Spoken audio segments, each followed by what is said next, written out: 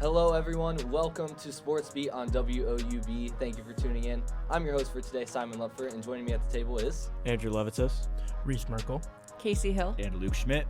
For this episode, plenty of news around OU sports and even some professional sports, so let's check out today's topics. We start with OU football's electric victory over Miami in the Battle of the Bricks. We then have a quick recap for men's and women's basketball teams and their season openers, and that's before going into volleyball's weekend and field hockey's tournament matchup. We'll wrap up the baseball season with a World Series recap before talking college football. Then we move into professional sports to discuss the Bengals, Browns, and Cavs. Then, of course, we end with Upset Watch and our weekly awards. SportsBeat starts right now. All right, guys, we have a pretty packed show today, and we're beginning with our last show's Game of the Week selection. Ohio invited Miami into Peden last night, beat the Redhawks 24-20 on Tuesday in what was a fantastic game. Yep. So, Reece, give us the breakdown. Yeah, like you said, Ohio beat Miami 24-20 last night. We had a quarterback battle between DeQuan Finn, just came from Baylor. Before that, he was at Toledo. And then, obviously, Parker Navarro. He's been a dog for this Bobcat offense so far this year. But in this game, we didn't really see that this time. But we do have to talk about C.A. Bangura. 102 yards on the ground, 30 yards receiving, and obviously that trick play that's going viral on the internet right now, the 97-yard kickoff return touchdown. And ever since that Ball State loss, Bangura has been going off for this offense. I'm talking about 100-plus yards in every single game, in that Ball State game where he only had 67 yards. So we're seeing a really good production from Bangura right here, and it's much needed heading into this MAC play and, kind of deciding this MAC championship, maybe not. Offense was producing. Parker looked iffy in the first 3 quarters of the game. The fourth quarter, he kind of turned it up a little bit, almost like they flipped a switch. Yep. We had that big 49-yard touchdown to Rodney Harris to kind of seal that game.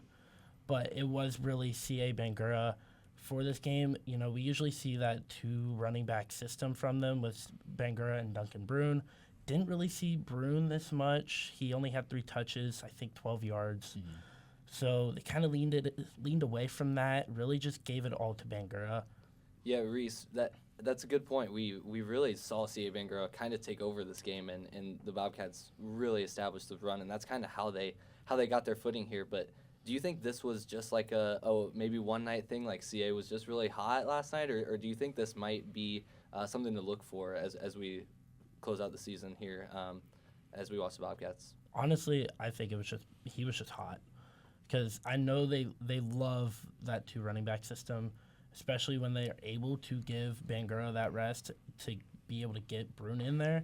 I think really it will be more of that 2 running back system to go more into MAC play. Yeah, big game for Bangura, but like you said, big 2-back system, and I think that's a good take because we've seen that established for the Bobcats so far this season. But what happened on the defensive side of the ball in this game? I feel like that was a big statement for this OU team. Oh yeah, I mean, they had one of their best games of the season. So far, they average around 370 yards per game. Wasn't really the case for this game. They only allowed 303. That's the lowest since Northern Illinois, where they only allowed 293. Just to name some names, Charlie Christopher, DJ Walker, and Jack Freese both had good games. All 3 had good games, combining for 26 total tackles. So I feel like we're starting to see the leaders of this defense for the Bobcats going into MAC play. That's something that we are really going to need as well. We got to talk about that interception too. That was the absolutely electric. Yeah, that was the big momentum shifter in that game. And like you said, the 3-3 at halftime, it felt like there was no energy, and then the energy came back in that fourth quarter. And there was another really good bend-don't-break drive at the end. I think it was in the second half where Miami was right on that goal line, and there were 3 stops right in a row from that D-line. Right. Just completely held them at the goal line, forced a field goal. I think that was another big play that kind of goes unnoticed in this game because, forcing a field goal and not a touchdown there, I mean, that really helped them down the stretch in that game. Yeah, you guys are talking about these big energizing plays, the interception, the goal line stand that really got the crowd into it. And Most of us at this table were at this game last night. I'm just curious, like, how did that game feel? Tuesday night MACtion game in Peden with big MAC title game implications. What was the perspective like from the stands? Oh, it was crazy. And what you said about that goal line stand, they had the first down on the 3rd yard line before that. So they had 8 downs of first and goal and still held to a field goal. Yeah. I was impressed. It was very impressive. Yeah, absolutely. It was definitely an electric game. The blackout, the OU faithful showed out, and I was impressed with the adults on the other side of the stadium too. Right? It wasn't. Oh, just they students come. there. Yeah. They come far and away. Yeah.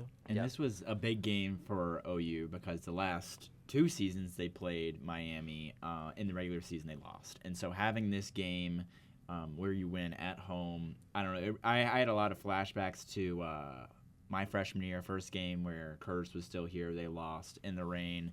Gross game all around, but this game, it just felt so much more energized. Like, the fans were all engaged in the game. You know, like, it felt like everyone was all in. The team had a good performance. The blackout unis looked amazing. You know, I love the energy around this one. Yeah, great atmosphere. Yep, absolutely. Big energy game, and the crowd definitely stepped up and played a factor in the Bobcats taking the W on Tuesday. So, Reece, what does this week's game mean for the conference standings as a whole? So right now, that gave the conference a 4-way tie.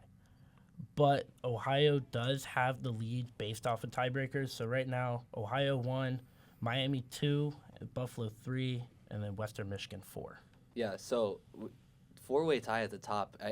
Who do you think is the biggest challenge for Ohio, or just the biggest contender, I think, in that spot so far? I mean, we're going to talk about it a little bit later, but Western Michigan. Yeah. I think that will be the biggest challenge for all of these teams, really. I don't think Buffalo plays Western Michigan, but they did play Miami, and then they will play OU coming up here soon. Right. So Western Michigan seems to be the challenger, and like you said, a perfect transition as Ohio moves into a share of the top spot in the conference. They head into game week now against an opponent who's also tied for first. So what can we expect as the Bobcats look ahead to this week's game against Western Michigan?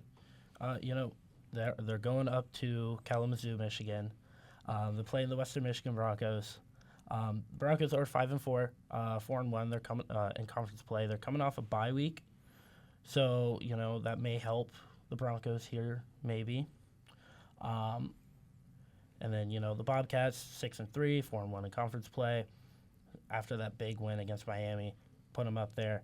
The Broncos defense, honestly, hands down the best defense in the MAC. Most notably, their edge rusher Nadeem Tucker leads the team in sacks with 9.5, which actually ties him for 4th in the nation. Whoa.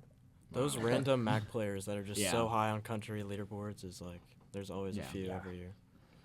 Offensive side, their quarterback Brock Lowry, 1,314 yards, 7 touchdowns, and only 1 interception, which you don't really see in the group of 5 at all, unless you are one of the top group of 5 quarterbacks. Yeah. He also leads the team in rushing yards with 591. So that is really a key player for the for the Broncos. For the Bobcats to kind of contain that, they are going to have to step up in that back 4. Those DBs are really going to have to step up, blanket the receivers, let that D-line get to Brock, and that is one of the keys for the game. Yeah, and Reece, I think you just said it. One of the things that I want them to do better in this game that I saw in Miami is containing those big plays. We saw on that 4th and 9 play touchdown, corners got burnt.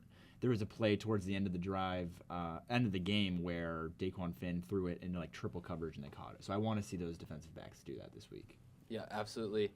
Definitely a big matchup for the Bobcats in Western Michigan this coming week. Big MAC title implications. But now we shift gears to men's basketball. Ohio men's basketball regular season began on Monday night, but the Bobcats lost a close battle to Arkansas State 89-85. So, Andrew, what was the story behind this one? So, yeah, the wait is over. Men's basketball season is finally underway.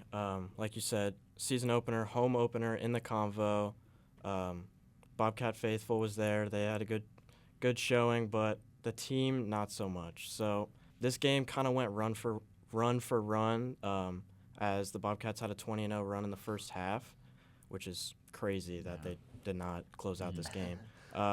Senior Aiden Hadaway, who missed a lot of time last year, it's really good to have him back. He shined with 28 points on a very efficient 12 from 16 from the field.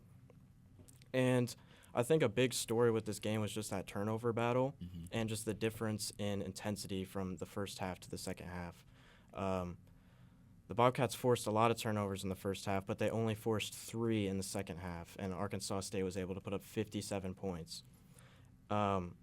So, yeah, I think a big story with this current Bobcats roster, I mean, there's a lot of new faces, as we had many seniors leave last year. You know, A.J. Clayton, Vic Searles, A.J. Brown transfers, Sharif Mitchell, you know, Elmore, this was the whole roster, basically. So it's going to be interesting to see how this team, you know, finds themselves, because they looked a little lackluster last night, so we're hoping they turn it around on Thursday versus Illinois State. Yeah, Andrew, you talk about this roster turnover that this team has, that it feels like almost everybody left last year, Right. and there's a lot of new faces here. So I'm wondering, who specifically are you looking at as the team really gets their footing and gets the season started? Right, like I said, it's great to have Hadaway back. Transfer Javen Simmons from Toledo, huge force to have on the team. I think a big thing with this team last year was they didn't have that strong big man to, you know, kind of anchor that defense, anchor that team, grab rebounds. It was kind of just Vic Searles and then, you know, Aiden Evans off the bench or whatever. So Javen Simmons is awesome, brings a physicality and effort to the front line, and he's just an elite rebounder, plays with a lot of energy, and very excited to watch him play this season. As well as, you know, Pavletsky made the MAC second team last year. Predicted to make MAC first team this year, you know. Great finisher, great player. Yeah, absolutely. So Ohio couldn't get it done on Monday night, but as you said, reason to be hopeful in Javen Simmons and Jackson Pavletsky, guys like those. So what should we expect when the Bobcats welcome Illinois State on Thursday? Yeah, so we're just expecting a turnaround. We're expecting a win in the convo. They actually played Illinois State last year and lost, so we're hoping that doesn't happen again. The Redbirds finished with a 10-10 record in the Mountain Valley last season, and for this game, we're just looking to see better team defense, you know. That was what really killed us in the second half of Monday night's game, and just more intensity in the second half, because if this is going to be a close game, they're going to need to close it out with their defense, you know. Yeah, we look at this Illinois State game, and it seems like a chance to get right. Who specifically are you looking for to step up? Is it one of those guys that you just mentioned who seems to be a bright spot, or are you looking for maybe some of those new guys to maybe fill some gaps that we saw in the opener? Yeah, I think the latter. I think some of those new guys, some of those not very known guys on the bench, you know, obviously Elijah Elliott has that starting role this year. He's going to need to produce. He's going to need to score more than 6 points if they want to win in the MAC, you know. We got Dior Connors off the bench, who had some meaningful minutes versus Arkansas State. But, yeah, definitely some of those lesser-known guys, because I'm expecting, you know, Hadaway, Pavletsky, Simmons to play strong games. But they need a full team effort. Yeah, absolutely. The Bobcats will definitely need some guys to step up to get right, because after Illinois State provides the Bobcats with another chance to get their footing, they quickly face a tough opponent in St. Mary's as they travel to California to face them on Tuesday. What do we need to be looking at in this matchup? Well, this is not who the Bobcats want to see. Obviously, MAC out-of-conference play gets a little funky, but, you know, St. Mary's, perennial tournament team. They've made 4 straight March Madness tournaments, and they're just a program year in, year out that plays great team defense, you know. Coach Randy Bennett has been there for, 20 years, I want to say. So very well-coached team always, very strong team. So in their season opener, they shot 42% from 3, and guards Mikey Lewis and Joshua Dent are kind of the leaders of that team, and they're going to be really dangerous, not only from beyond the arc, but playmaking and stuff like that.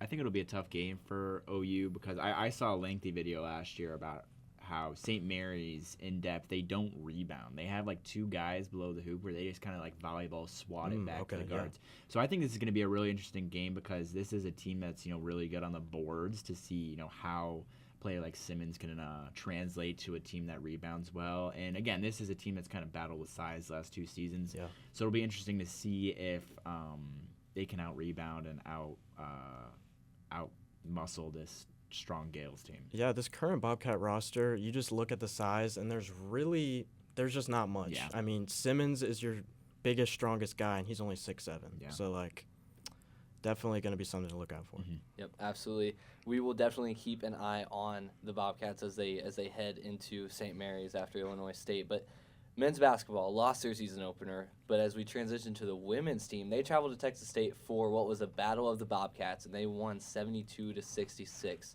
So, Kasey, what went down in this one as the Bobcats started their season? Yeah, it was a really good start. 72-66 win, like you said. Very entertaining and very scrappy. Bobcats had 17 steals and 30 points from turnovers alone, and they just started the season very aggressively overall. Ellie Garnett was Ohio's top scorer of the game, 20 points.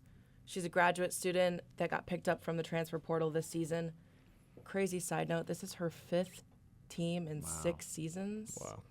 I don't know how I feel about that, but it was a good first impression for her in Athens. Texas State's Sonia Burks dropped her career best with 34 points, but they still couldn't get the win. This game felt pretty evenly matched. First quarter ended in a tie. Third quarter ended in a tie, but the Bobcats picked it up and dropped 26 points in the fourth. Before the season, as for season openers for the Bobcats, they've lost 5 out of the last 6. So this win at the start of the season was promising.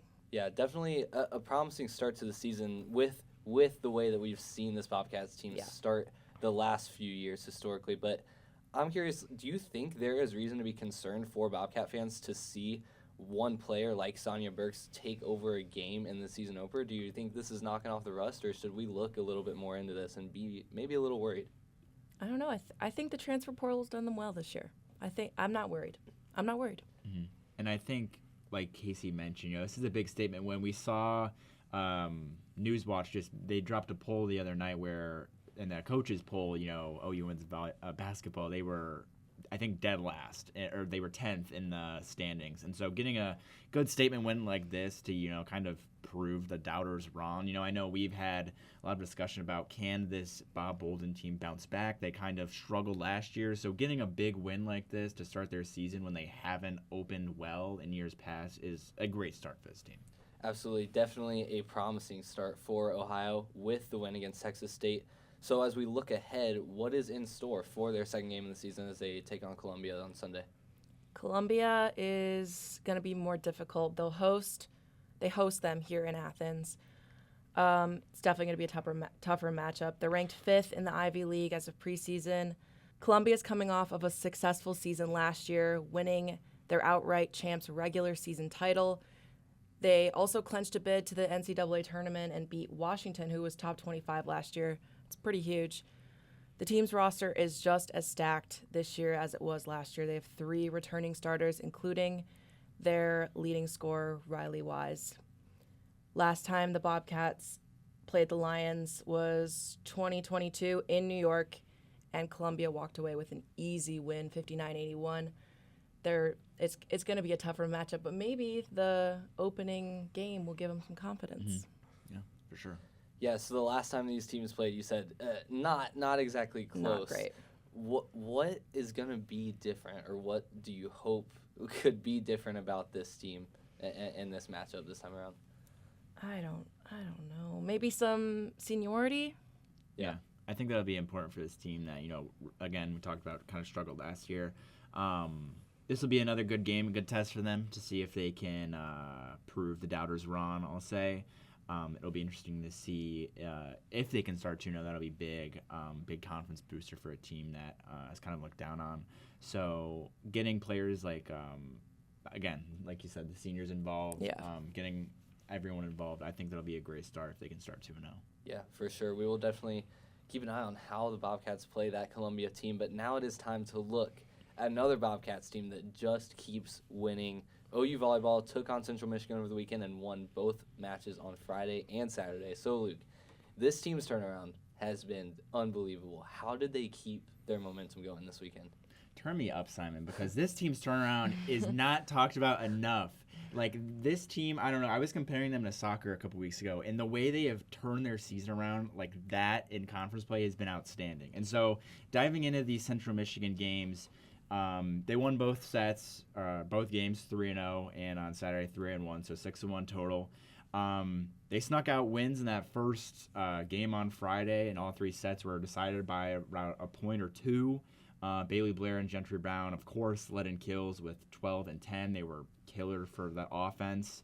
And, Central Michigan has a similar record to OU kind of coming into this game. So OU beating them 6-1 in these sets is just a great takeaway for this team that continues to roll through conference play, a team that no one wants to play right now.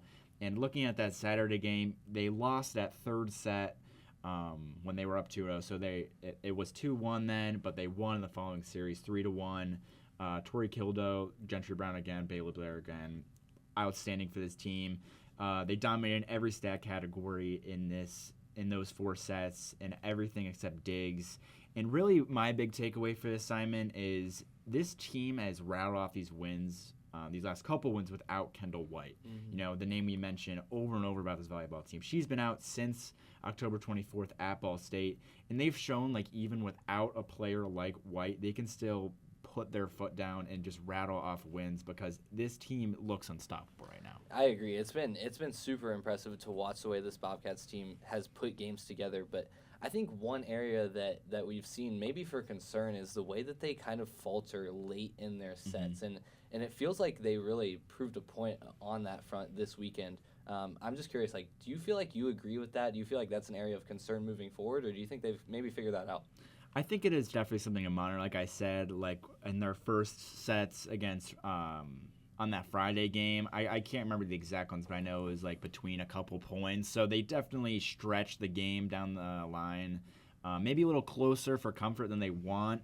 But, I think at the end of the day, they're still winning games. They're closing games, which is a problem we've talked about with them at the beginning of the season. We talked about how they would kind of win some sets, but they would fail to close the last couple ones and they would lose the series. They have completely turned that around to where they are winning these sets down the stretch and they're winning these series. They are, and it's put them in good position in the conference. So now we have a fun update to the MAC conference standings for volleyball. And for those on YouTube, you can check out your screen now. You see Ball State in first place in the conference, sitting at 13-1, followed by Western Michigan, who is 10-4. And then you have a two-way tie at third, Toledo and Ohio, both 9-5. And then you have a three-way tie at fifth. We have Akron, Bowling Green, and Miami of Ohio at 7-7 each, followed by Central Michigan at 6-8, sitting at 8th. On the outside, looking in. So what does the scenario look like for Ohio volleyball to clinch a spot in this year's MAC tournament? Yeah, just running through scenario really fast. OU needs to win at least 2 more games to clinch a spot in the tournament, whether that's against NIU this week or a tough Western Michigan team next week. Ohio looks like a lock at the moment, but they still need to take care of business in those games. This is going to be a really exciting week for MAC volleyball, and I'll dive into it a little bit more because we see, Central Michigan is 8th, play Miami, who's tied for 5th in a 2-game series, so it'll be interesting to see how that shakes up the standings. We also see Bowling Green play Akron. We look back at that graphic, those teams are all in that race. So it'll be interesting to see which teams come out on top and how that kind of sets up OU's spot in the standings. Yeah, absolutely. So you see OU only has to win 2 games to get that spot, and they have 2 games coming up against Northern Illinois, and this isn't a team that we just mentioned at going through the standings. They're not in the top 8. They're not really on the outside looking into the playoff picture. So what are we expecting from the Huskies in a series like this against Ohio, where maybe they have an opportunity to play spoiler just because they're not really in good position right now?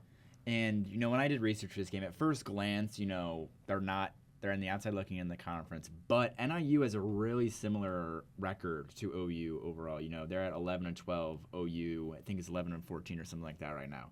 So they're very tight record-wise, but they've really faltered in conference. They're 4-10 in conference. They weren't in that picture we just saw, but I really don't think this is a team that needs to be underestimated right now while the Bobcats are hot. Looking at two standout players. Riley Alvin is 10th in the MAC in blocks, and Emma McCartney is 9th in total points. So they have some standout players to look out for, but hopefully these will be two good wins for the Bobcats. Every win is really big to break that tiebreaker, to get that spot in the tournament. And, no one really wants to face this team right now. No one wants to play a team when they get hot. And Ball State, I love how Ball State's only conference loss is to OU right now, and they lead the conference. It shows OU is a team no one wants to play, and coming into that Western Michigan game after that NIU game is going to be a really interesting game to see if OU can battle that number 2 spot. Yeah, so like you said, totally a very real opportunity for OU to clinch with a sweep of Northern Illinois, but like you said, Western Michigan after that. Western Michigan, who's sitting at second in the conference. OU's already beat the conference leader so far this season. Do you guys think there is a real fighting chance for OU to battle for maybe a top 2 spot in the conference tourney here? I believe so, yeah. I mean, they're getting hot at the right time. We talked about it earlier in the season, especially on SportsBeat. They really weren't playing their best volleyball, and now they're really starting to turn up right now. I really think that they could probably take that number 3 spot comfortably. Sure. Definitely, like Simon said, playing up to their competition, like Ball State's only conference loss is to OU, and that'll be very important when it's time to play in the tournament, definitely. Yeah. What's up with Western Michigan in general? Girls soccer they just took girls soccer MAC championship too, and now we're worried about them in football. What's up? And they're on a heater right now Western in all Michigan sports. Athletics, look out. Well, yeah, we're definitely going to watch the OU volleyball's upcoming matchups, and especially against that Western Michigan team. But we have another Ohio sport to cover this week, and it is field hockey. The Bobcats just concluded their season on Wednesday afternoon, where they were eliminated by Appalachian State in the conference tournament. Kasey, what was the story of this game? It was the end of their season. They lost to Appalachian State 3-1. It was a super aggressive game, a ton of fouls. Deborah James got to put in a goal for the Bobcats in the last minute, but it was too little too late. The season is now over. But 5-13, I don't have much to say. No, yeah, totally. I feel like this was maybe a bit underwhelming performance and season overall for the Bobcats, but I was just kind of surprised at the lack of offense that this team produced in a tournament game today. Yeah. Very few shots on goal. Didn't put in that goal until the final few minutes. So, I mean, what is there to be said about those offensive struggles today? If my team was 5-13, I'd probably have low motivation to put something in too. That's hard. They did get a postseason appearance though, which is better than past years. As per the record book, the team's record this year is linear. With the last 10 years, Ohio field hockey hasn't had a winning season since 2011, when they won the MAC championship. So what happened to make them fall off and then stay down for 10 years? I'm not sure. They do have upside, though. They do have 17 underclassmen, hopefully whom will stay in Athens and contribute to the program's seniority, experience, overall growth. So things could look up from here. Yeah, you talk about those underclassmen, 17 on this roster. That's a lot. That is a lot, and I'm curious, do you think they will retain a lot of this roster? Do you think maybe they should look in the portal for some help? Because like you said, this team's record has been pretty consistent and pretty linear over the last 10 years, but they did get a postseason appearance. How can they build on maybe kind of a high note to end the season? What do they need to do this offseason? I don't know if you consider it a transfer portal if they're foreign, but the British, they do well here. Yeah. So bring in more of those. I don't know. How often are field hockey girls in the transfer portal? Yeah. That is Probably, is it more or less? You're asking the wrong guy. Yeah, I don't know. But looking at one thing I want to say, that UMass win was huge. I mean, that was 11th ranked UMass about a month-ish ago. Even though they didn't kind of meet expectations like we thought, that was probably the season highlight, beating an 11th ranked team in the nation 1-0 at home. That's also UMass as a conference opponent now. So that's one of my biggest takeaways for this team, because even though they didn't get the result they expected down the stretch, that's probably one of the biggest wins in recent history for that team. Yep. And as we look to see what they'll do this offseason, we hope to see some more products like that put on the field next year. But now we move away from OU sports to take a look at what else is going on across the country, and we have to start with the incredible World Series that wrapped up on Saturday night as the Dodgers secured back-to-back titles, taking Game 7 by a score of 5-4.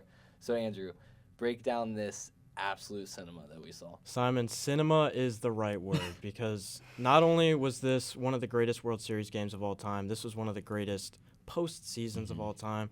You know, baseball fans were so spoiled. This was just incredible talent, the world's best talent going at it against each other, you know.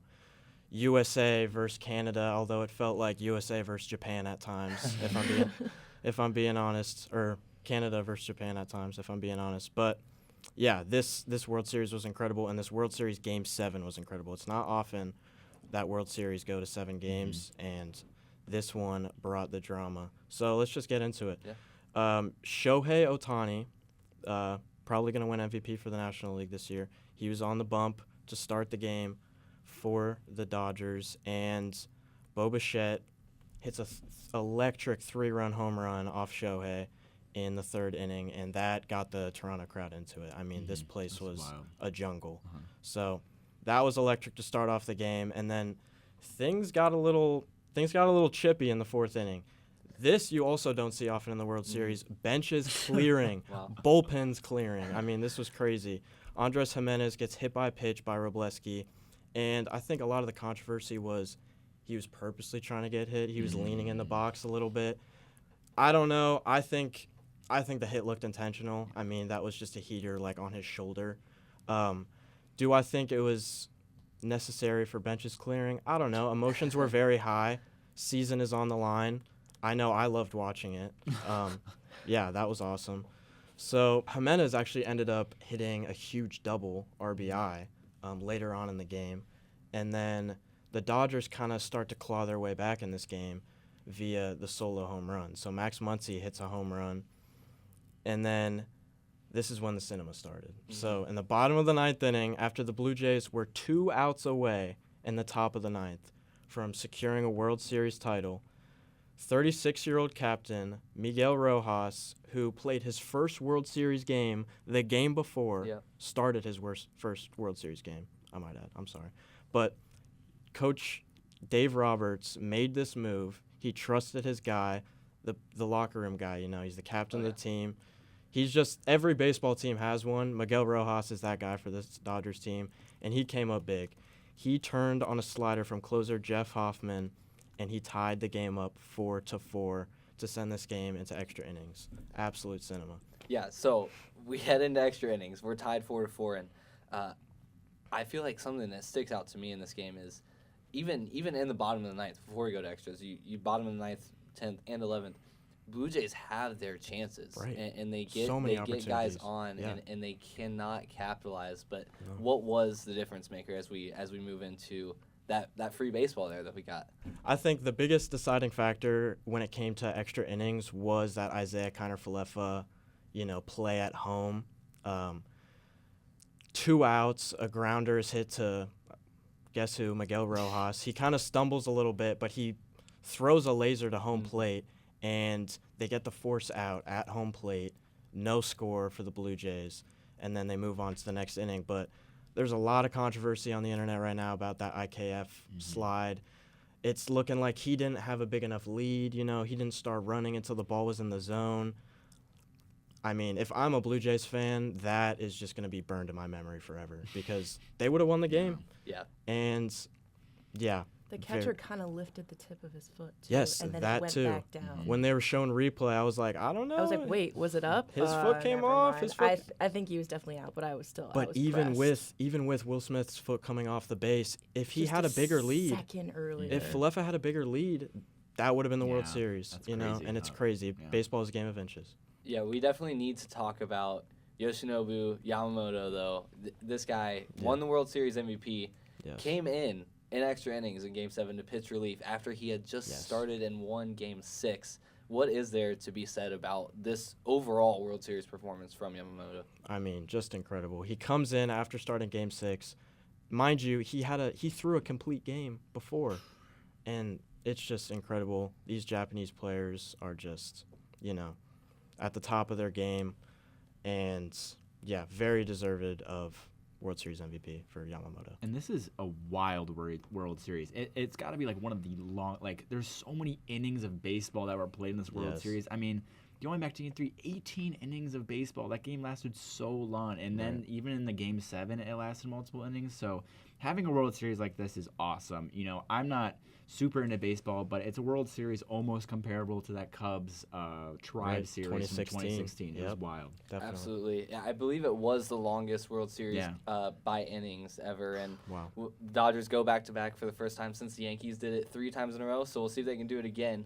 But now it is time to look at college football, where we had another great week with some ranked matchups and a big upset. So, Reece, give us a recap. What went down in Week 10? Oh, man. We've had some really good weeks of college football this year. This one could be up there, not really, but we have to start off with Texas Vandy. What an upset. Yeah. Still a quarterback masterclass. Diego Pavia, he still went off for like 300 yards. I'm pretty sure almost close to 4. Yeah. Arch Manning, he's back. Oh, yeah. I'm sorry. I used to hate watch Arch Manning at the beginning of the season, but now it's he might be back. Arch went home for fall break, and his uncles gave him a good whooping, and he was like, get on the field. You love to see it. Exactly. Should he still go to the draft this year? No. I think he should stay. Yeah. Stay. If he continues to play like this, maybe we'll see Texas in the college football playoffs. Who knows? But yeah, Texas got that upset over Vandy, 34-31. I just want to say for this Vandy game, they barely survived. Yeah. Because Vandy made that late push, and I was like, this could get crazy. Mm-hmm. Texas gets the big upset over Vanderbilt, and Texas looks dangerous. They have a couple big games left on their schedule, but there was another big upset that happened in the SEC this weekend. So what happened in that Oklahoma-Tennessee game? Oh, man. Oklahoma walked away with it 33-27. And all around, just a really good game for Oklahoma. All 3 levels, offense, defense, and special teams. They had I'm pretty sure it was a punt return for a touchdown. Tennessee was keeping up. Joey Aguilar, he threw for 3 tutties. Wasn't really enough for the Volunteers, as, too many turnovers, fumbles, interceptions. It was just the defense from Oklahoma that really won them the game. Yeah, the Oklahoma defense really did stand out, and is pretty standard from what we've seen from a Brent Venables coach team. But what stuck out to me was the offense for Oklahoma. It just wasn't really there. Yeah. The run game totally went through John Mateer, which feels like not a great sign, not a great recipe for success. But with 2 ranked games left on their schedule and a chance to play spoiler, do you think Oklahoma has a team that can play spoiler? I don't know. I haven't really been watching Oklahoma as much as I probably should this year, but they could be a little bit of a sleeper team. Yeah. But at the same time, I feel like they don't really have enough. They have the one quality win versus Michigan, I would say, and that's really it. And Reece, I'll add to that. I think it really comes down to I've paid a little bit more attention. I think it comes down to John Mateer because he got hurt a few weeks ago. He had that surgery, and he hasn't looked exactly the same. So I think it's really going to come down to if he can bring it back to how he's playing before. Yeah. Now we stay in the SEC. Georgia survives a close one. Tell us how this game went down. On paper, Georgia should have handled Florida. Honestly, just plain and simple, keep it like that. But they barely survived, 24-20. I know online the fans were going crazy about this game. I don't know if you guys saw it. I didn't. They were complaining about the referees. Oh, okay. I see. Okay. Looking at it, they only have 12 penalties between both teams, but at the same time, a lot of the fans were just raving about how they just weren't able to play. I don't know. I mean, to me, there should be some good moderation in the game, but at the same time, let the guys play. Let the boys play. What was it? Like PI holding? What was it? Oh, I don't know. Taunting? Well, how equal were the penalties? Like, how split was it? I think it was like Georgia had 7, Florida was 5. Like, it wasn't like. If you're if you're not going to be biased against one side, then I don't see an issue. Yeah, well, that is something that we might keep an eye on, but Georgia takes care of business, survives against Florida. Also last week, number 17 Cincinnati falls to Utah, gets blown out 45-14, and Georgia Tech loses to NC State in a huge upset. But after all of that happened, we're officially in November, and that means last Tuesday, the College Football Playoff Committee gave us their first iteration of the 2025 CFP rankings. So, for the table, what sticks out to you most from the rankings, whether it is the top 25 or the bracket that we see from the committee here? What stands out to me? Number 2, Indiana. Wow. Never in a million years would I see Indiana having that number 2 next to their name. I mean, they're playing like the number 2 team in the nation. They are. Arguably the number 1 team in the nation. Okay. Let's calm down. Whoa. Wild. No. It is. Crazy. It's no longer jarring to see them this high though. Like they're legit. I mean, they handled Oregon. I mean, this defense is strong. This offense is balanced.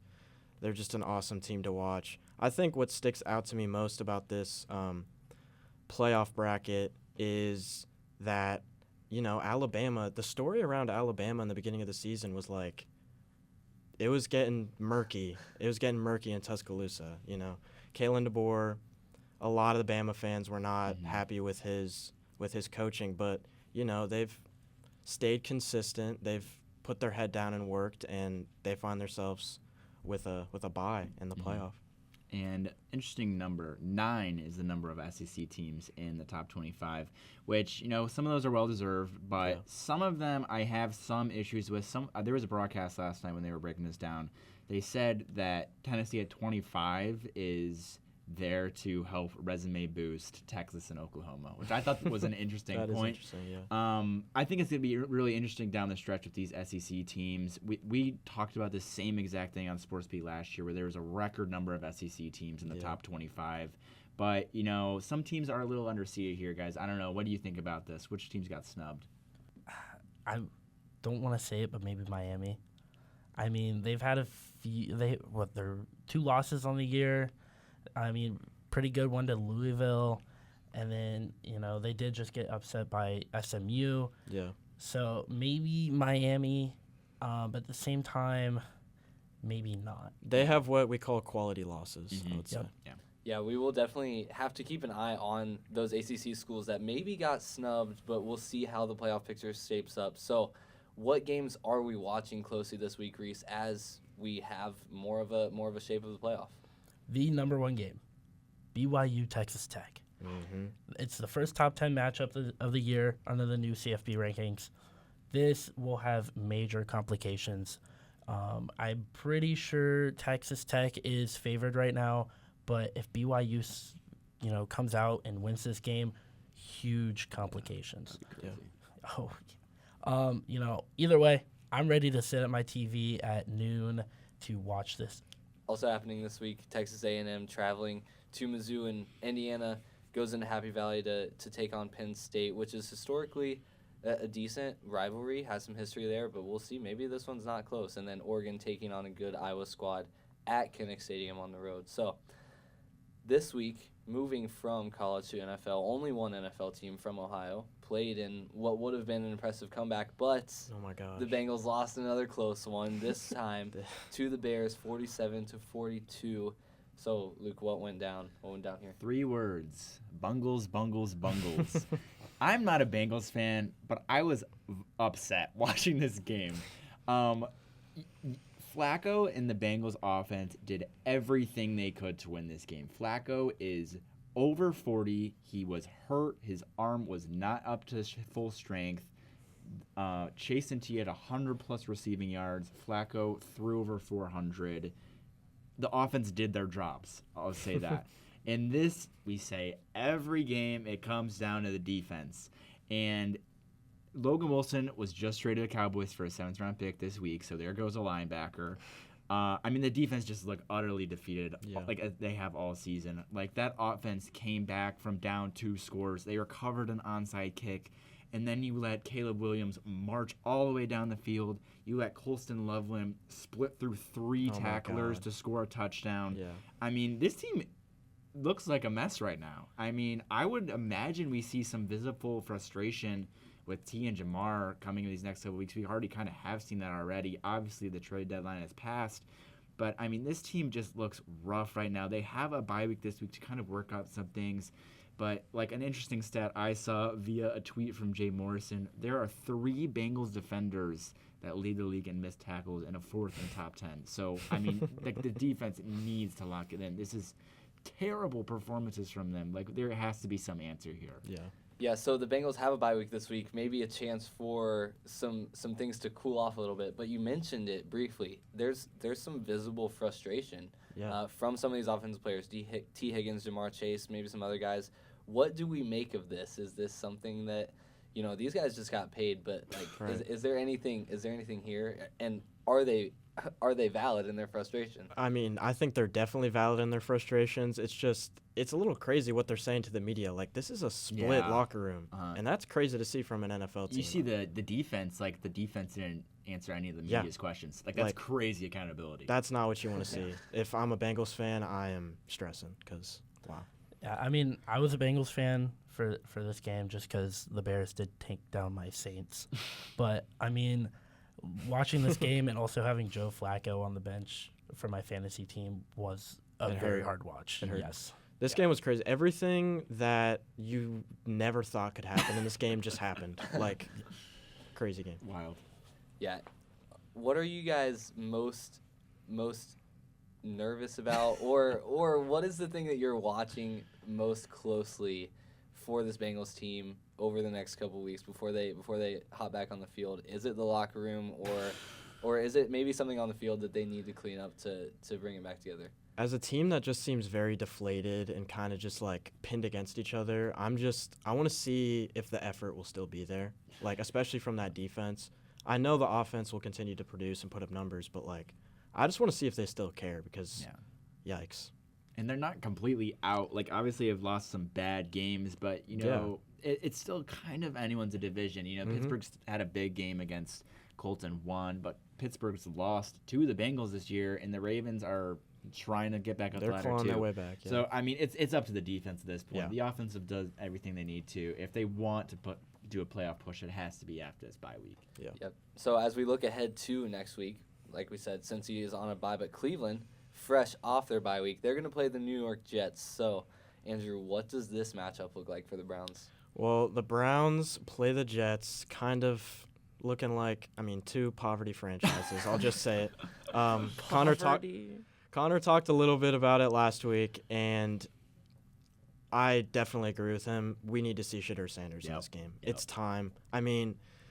Gabriel, I just don't see the upside with Gabriel, and I see all the upside for Shedeur. Like, it almost seems like they're playing it safe, rolling Gabriel out there still, but I think they need to roll the dice, see what they have, and And this is a team that is 31st in league in passing yards. Literally, the one team below them is the Jets, so of course those teams play each other this week.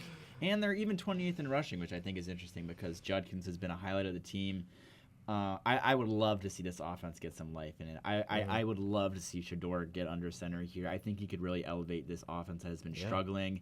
And I really think that, they're playing a Jets team this week, and we'll talk about that. They had a full fire sale, so I think they can get advantage of the Jets as they adjust their new roster. Yeah, so we'll be looking to see if the Browns can get in the win column again, but you mentioned this overhaul that the Jets just had, this fire sale. Yep. So let's break down this historic trade deadline that we just had. What else happened across the league? What were the biggest deals and most surprising and most impactful moves that happened around the league to you guys?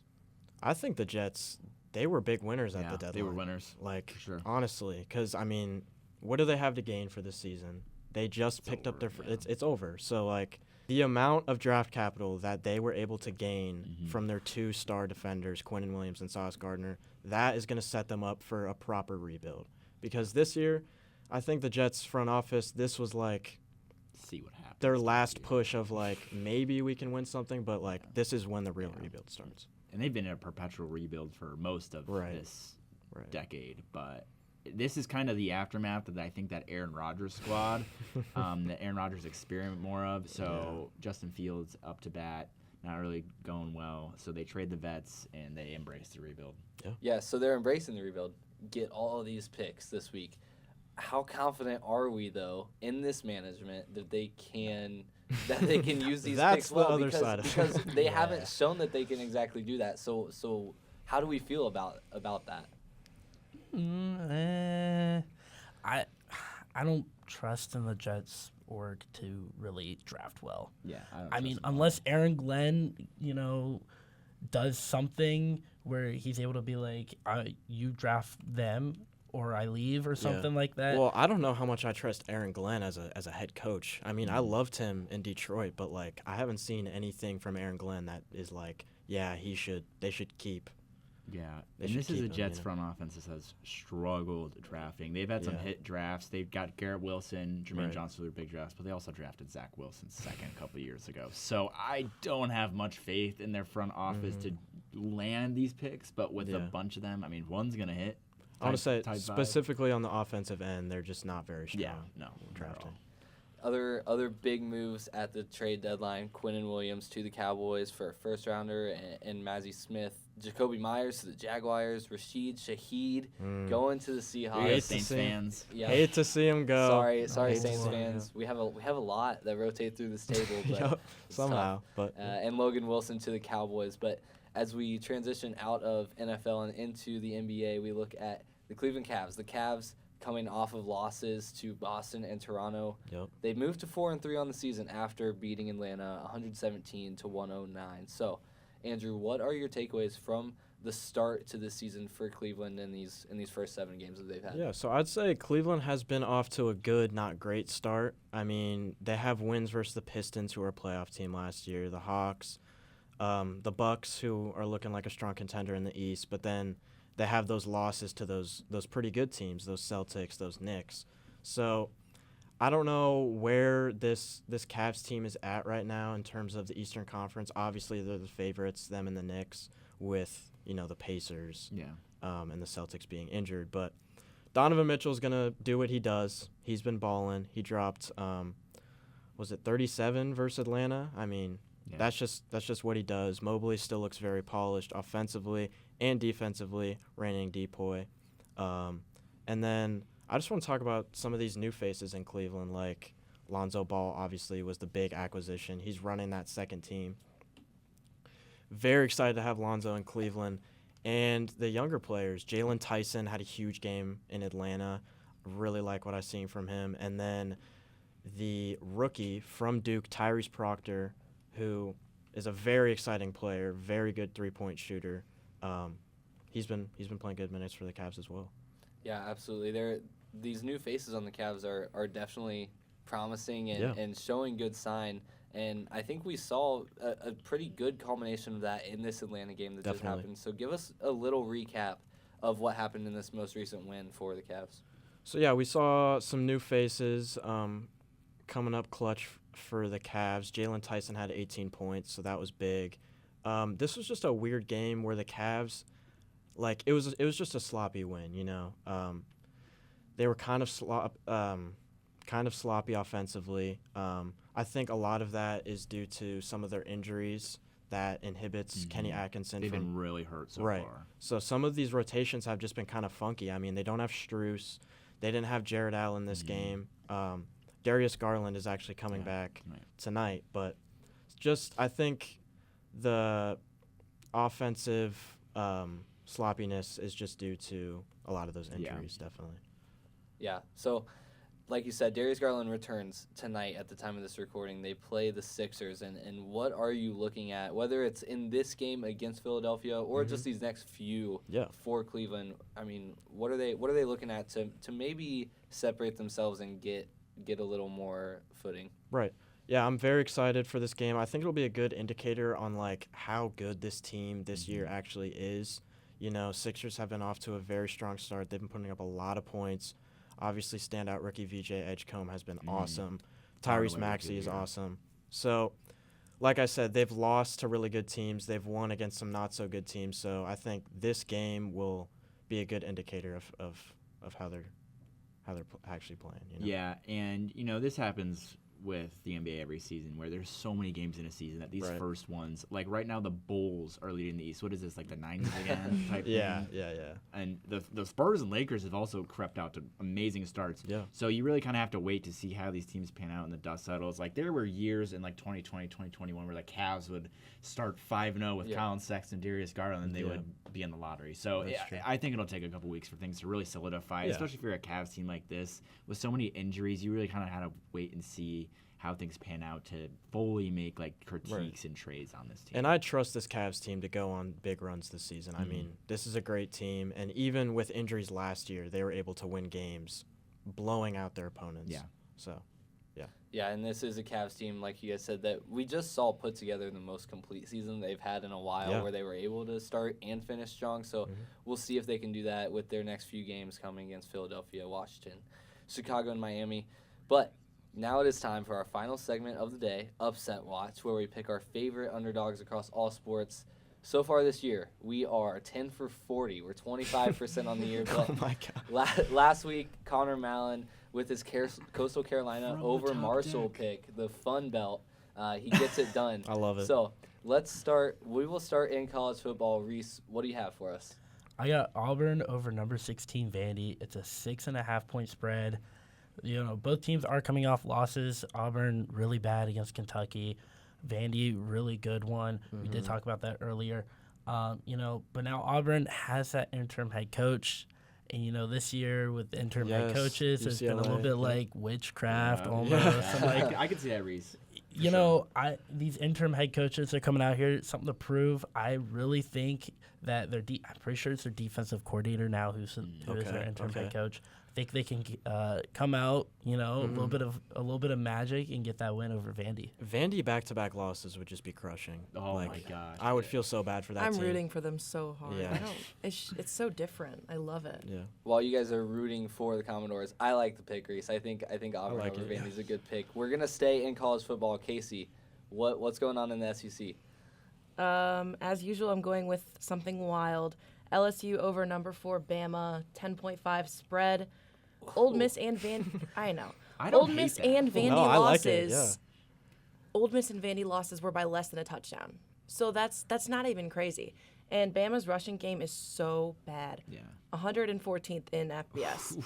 So, and they always get over-favored and glazed. I'm so tired of the SEC and Bama specifically. Whatever. I think LSU has the rivalry and the motivation to get the job done. I can't say I agree with you on that one. I think Bama might run it up on this LSU team, but I think it's a good pick given the spread.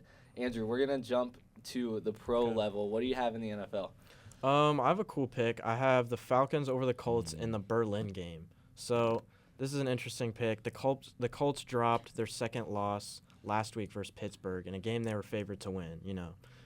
Big story in the NFL this season has been the Indianapolis Colts. Some argue they have a weak schedule. I'm not sure. But I'm taking the Falcons over them, plus 6.5. The Falcons got Penix and Drake London back last week. They unfortunately lost versus the Patriots, but that offense was electric. And having those two back, I think they'll be able to give the Colts back-to-back losses. It's Tyler Warren. I got 2 words for you. Danny Dimes. That's all I got to say. He looked sloppy last week versus the Steelers. I was looking at that one. Yeah. I think it could happen too. Yeah. Well, Luke, you chose something different. You got white boy swagger, Jackson Dart. What's gonna happen in this Giants-Bears game? See, I'm amazed myself for picking this after that Broncos-Giants game where I hated the Giants with every part of my soul. But I just feel like this is a game where, like, the Giants could win, like, 24-17. Like, I don't know. The Bears just came off that wild game we talked about against the Bengals. They were one Colston Loveland breaking through 3 tackles, touchdown away from one of a really big sell job, I think. Like, the Bengals really came back. So if that would have been a wholly different story if they did lose that game. But I think Dart and the Giants could definitely take this Bears team off guard. They only lost by 10 to the 49ers last week. I could see like a Giants win, very gritty. Jackson Dart gives them their 3rd win of the season. Yeah, well, I am rooting for you guys. Let's hit more than one this week. One is a stretch. Let's hit more than one. But finally is our weekly awards where we decide the SportsBeat game and player of the week. Our game of the week is Ohio football against Western Michigan.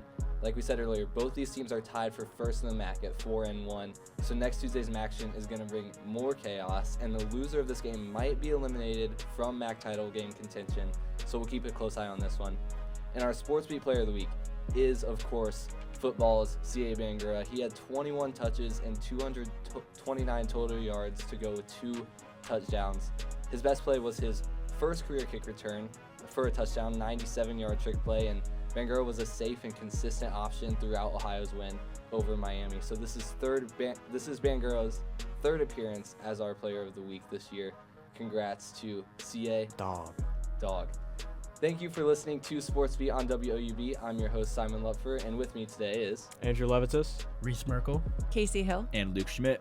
You can listen to us on WOUB 1340 AM radio at 9 p.m.